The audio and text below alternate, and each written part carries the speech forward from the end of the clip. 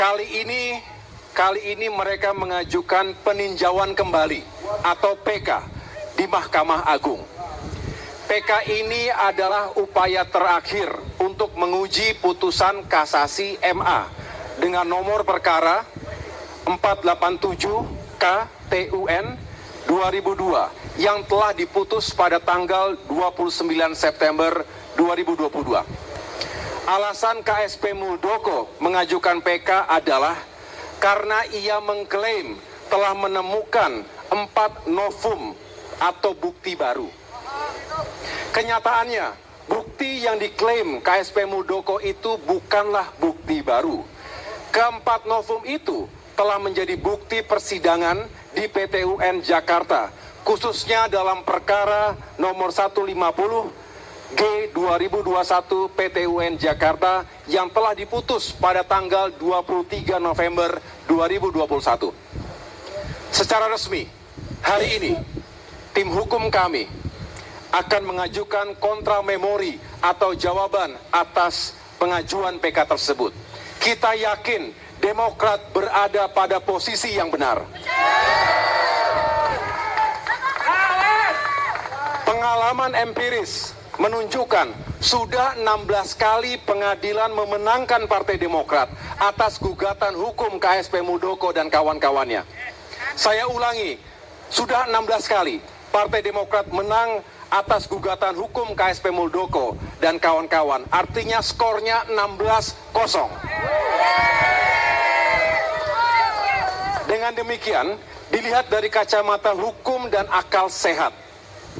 Saya ulangi, dilihat dari kacamata hukum dan akal sehat kita, tidak ada satupun celah atau jalan bagi KSP Muldoko untuk memenangkan PK ini. Namun, situasi hukum di negeri ini sedang mengalami pancaroba. Tidak menentu, ada ketidakpastian hukum. Baru-baru ini contohnya, tiba-tiba saja Pengadilan Negeri Jakarta Pusat memutuskan agar pemilu 2024 ditunda. Situasi hukum yang tidak menentu itu ada kemungkinan diakibatkan oleh tekanan dan kepentingan politik pihak tertentu. Bagian dari elit dan penguasa di negeri ini. Apalagi kini sudah memasuki tahun politik menjelang pemilu 2024. Tekanan dan kepentingan politik ini bahkan bukan hanya masuk dalam ranah hukum. Dunia olahraga kita pun kena imbasnya. Sebagaimana kita tahu, penantian panjang rakyat Indonesia ditambah masa persiapan 3 tahun agar tim sepak bola nasional berlaga di Piala Dunia U20 harus kandas.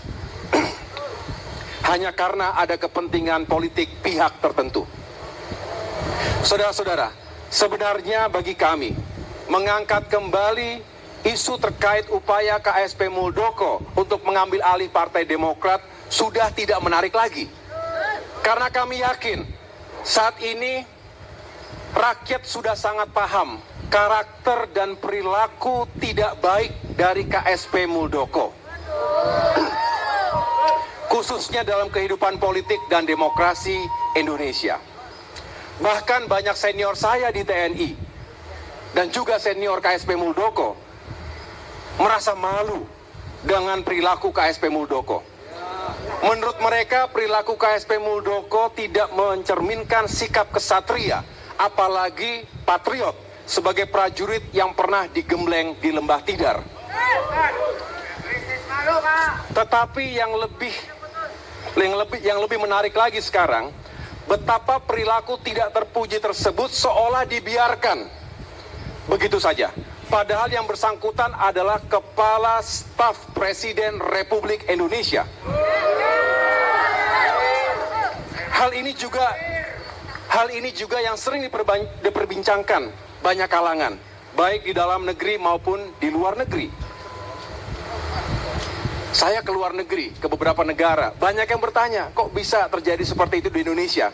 Dan seolah-olah dibiarkan begitu saja. Untuk itu, saya bermusyawarah dengan seluruh pengurus dan pimpinan Partai Demokrat, baik di tingkat pusat hingga tingkat kabupaten kota, untuk menyikapi perkembangan situasi politik ini.